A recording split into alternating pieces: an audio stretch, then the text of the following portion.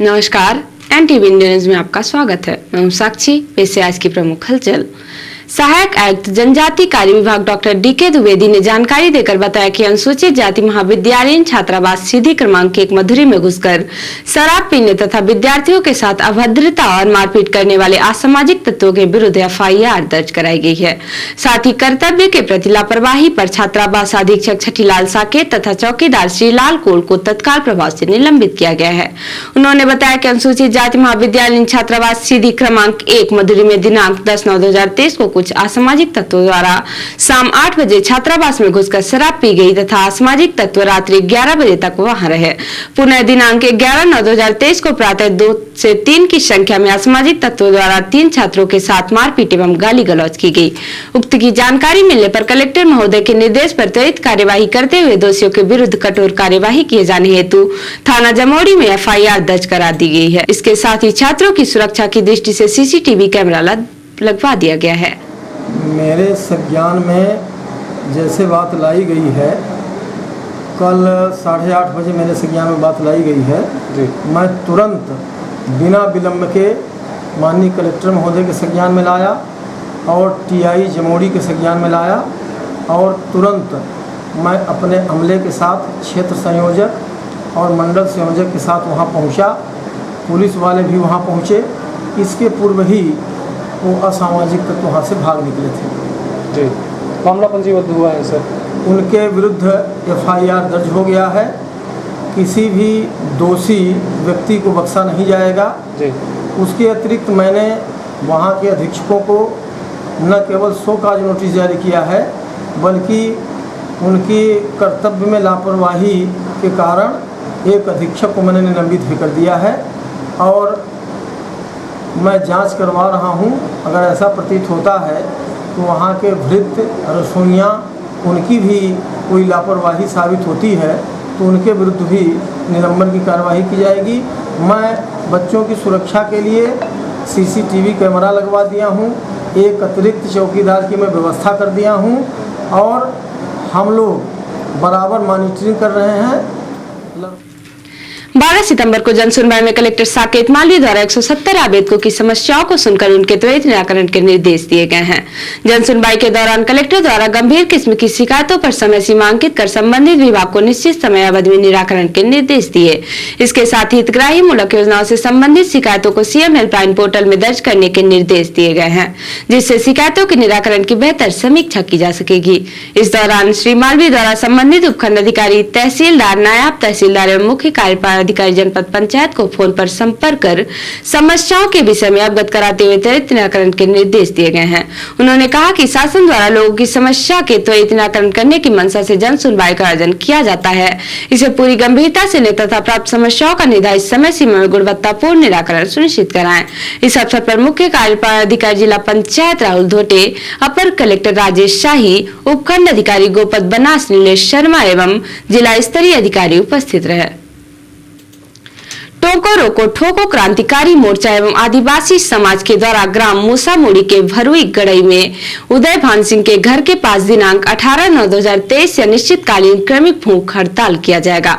विज्ञप्ति के माध्यम से दी गई जानकारी में कहा गया है कि तहसील क्षेत्र मझौली अंतर्गत ग्राम भूमिका मूसामुड़ी एवं निधपुरी में प्रशासन एवं उद्योगपति सांठगांठ से किए गए भूमि अधिग्रहण के खिलाफ प्रभावित किसान 18 सितंबर 2023 से अनिश्चितकालीन भूख हड़ताल करेंगे, जिसके संबंध में अनुविभागीय दंडाधिकारी मझौली को किसानों द्वारा ज्ञापन पत्र दिया गया है, जिसमें हवाला किया गया है कि सीधी जिले के मझौली उपखंड के ग्राम भूमिका मूसामुड़ी एवं निधपुरी के आदिवासियों एवं पिछड़ा वर्ग की पुश्तैनी आवासीय एवं कृषि भूमियों को धोखाधड़ी करके आयरन कोल बेनिफिकेशन प्राइवेट लिमिटेड कंपनी के नाम जबरन अधिग्रहण कर दिया गया है, जबकि मूसामुड़ी एवं भूमिका दोनों गांव आदिवासी गांव है। प्रभावित आदिवासियों का जीविकोपार्जन के लिए खेती ही एकमात्र जरिया है।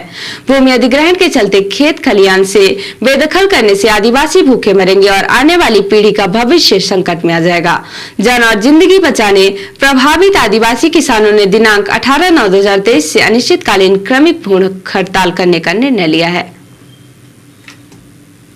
भारत एवं स्काउट एवं गाइड का जिला स्तरीय शिक्षकों का बिगिनर्स कोर्स स्थानीय उत्कृष्ट विद्यालय के स्वामी विवेकानंद सभागार में भारत स्काउट गाइड संघ के जिला अध्यक्ष सुरेंद्र दुबे की अध्यक्षता एवं भारत स्काउट एवं गाइड के राज्य उपाध्यक्ष डॉक्टर अजय मिश्रा, जिला आयुक्त स्काउट पदेन, जिला शिक्षा अधिकारी डॉक्टर प्रेमलाल मिश्रा, जिला आयुक्त गाइड डॉक्टर श्वेता सिंह, एकलव्य विद्यालय के डायरेक्टर ज्ञानेन्द्र सिंह चौहान, अबोध विद्यालय के संचालक राम सिंह की विशिष्ट उपस्थिति में संपन्न हुआ।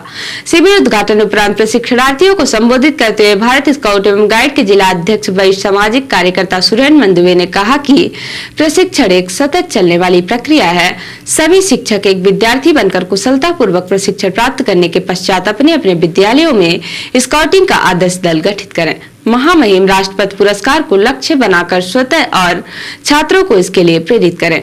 समापन में जिला आयुक्त स्काउट पदेन, जिला शिक्षा अधिकारी डॉक्टर प्रेमलाल मिश्रा ने कहा कि जिले की प्रत्येक विद्यालय में स्काउटिंग की गतिविधियां अनिवार्य रूप से संचालित हो, यह हमारी मंशा है। इसके लिए समय समय पर दिशा निर्देश जारी किए गए हैं। समापन सत्र में श्री डॉक्टर मिश्रा ने शानदार प्रशिक्षण प्राप्त करने वाले शिक्षकों को प्रशिक्षण प्रमाण पत्र प्रदान किया। प्रशिक्षण में सीधी, सिहावल, रामपुर, नैकिन, कुसमी, मझौली सहित जिले के सभी ब्लॉकों से 110 शिक्षक शिक्षिकाओं ने प्रशिक्षण प्राप्त किया। रिपोर्टर हिमायत रौतेला ने बताया कि केंद्रीय रक्षा एवं पर्यटन राज्य मंत्री अजय भट्ट ने मंगलवार को लगभग 20 लाख की लागत से हल्द्वानी उप कारागार में कैदियों को दी हाईटेक एम्बुलेंस की सौगात। भट्ट ने अत्याधुनिक सुविधाओं से लैस एम्बुलेंस को हरी झंडी दिखाकर रवाना किया। मंत्री भट्ट ने गौलापार क्षेत्र के नकेल गांव में सूखी नदी पर 6 करोड़ 32 लाख की लागत से बनने वाले पुल का निरीक्षण कर उन्होंने कार्यदायी संस्था को निर्देश दिए कि कार्यों, गुणवत्ता एवं समयबद्धता का विशेष ध्यान दिया जाए। जल जीवन मिशन के अंतर्गत ग्राम देवला तल्ला गौलापार में 499.53 लाख की लागत से जलाशय निर्माण, पंप गृह निर्माण एवं पाइपलाइन संबंधित कार्यों का शिलान्यास किया। मीडिया को आगे जानकारी देते हुए मंत्री जी ने कहा कि उन्होंने बरसात में सूखी नदी में पानी आने से यहाँ के लोगों का आवागमन प्रभावित हो जाता था। इस पुल के निर्माण से जहाँ लोगों का आवागमन सुगम होगा, वहीं क्षेत्र का चहुमुखी विकास होगा। नकेल जाने के लिए कोई रास्ता ही नहीं था। बारिश के मौसम में लोग आर पार नहीं आ सकते थे। अगर कोई बीमार हो गया तो उसको हम दिखाने हल्द्वानी ले ही नहीं जा सकते थे। लंबे समय से ये कार्यक्रम चल रहा था। पुल स्वीकृत हो गई थी बहुत लंबे समय में, लेकिन कुछ एक कारणों से ये माननीय न्यायालय में उलझी रही और हम सभी लोगों ने अपने अपने स्तर से प्रयास किया। यहाँ के हमारे ग्रामीणों ने मुझे भी बताया, हम भी लगे रहे और सभी जनप्रतिनिधि क्षेत्र के लगे रहे। तो आज एक सफलता मिल गई है हमको। 632 लाख यानी कि 6 करोड़ 32 लाख। तो बहुत बड़ा प्रोजेक्ट है, कोई छोटा प्रोजेक्ट नहीं है। अब एक किस्म से कभी कभी इस गांव को लोग कह देते थे आपने तो काला पानी में डाल दिया, हमको कौन पूछने वाला है, हम बहुत दूर हो गए हैं। बड़ी उसमें दिक्कत आती थी, परंतु ये समस्या का समाधान निकल आया है। अब काम प्रारंभ हो गया है। विधिवत इसका श्री गणेश भी एक दिन करेंगे, लेकिन काम चलते रहेगा। और जो नकेल को कहते थे बिल्कुल कट जाता है, अब ऐसी बात नहीं है। ये 12 महीने ये खुला रहेगा।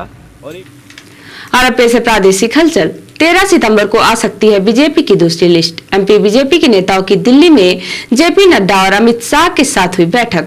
उत्तर प्रदेश के मुख्यमंत्री आदित्यनाथ 13 सितंबर को इंदौर आएंगे। शिवाजी वाटिका स्थित नवनिर्मित किले का योगी करेंगे लोकार्पण। कांग्रेस की टिकटों को लेकर 10 दिन से चल रही कवायद, अंतिम चरण में 163 सीटों पर सिंगल नाम तय। और सतना में जिला अस्पताल में आशा कार्यकर्ताओं के बीच मारपीट, बाल पकड़कर एक दूसरे को पीटा, फर्श पर गिराकर मारी चप्पलें। और अब पेश है राष्ट्रीय हलचल। इंडिया को मिडिल ईस्ट से जोड़ने वाले कॉरिडोर पर तुर्की नाराज। राष्ट्रपति एर्दोगन बोले, हमारे बिना पूर्व से पश्चिम नहीं जा सकते। भारत में 2 दिन से अटके कनाडाई पीएम रवाना। G20 में आए ट्रूडो का स्पेशल प्लेन खराब हुआ, 36 घंटे में सुधरी गड़बड़ी। जम्मू कश्मीर में सुरक्षा बलों और आतंकियों के बीच इनकाउंटर जारी, एक आतंकी ढेर, 3 सुरक्षाकर्मी घायल। और किम जोंग की प्राइवेट ट्रेन रूस पहुंची। पुतिन से 2 मुलाकातों के बाद साथ डिनर करेंगे। हथियारों की डील पर अमेरिका की नजर। तो ये थी आज की प्रमुख हलचल। नमस्कार।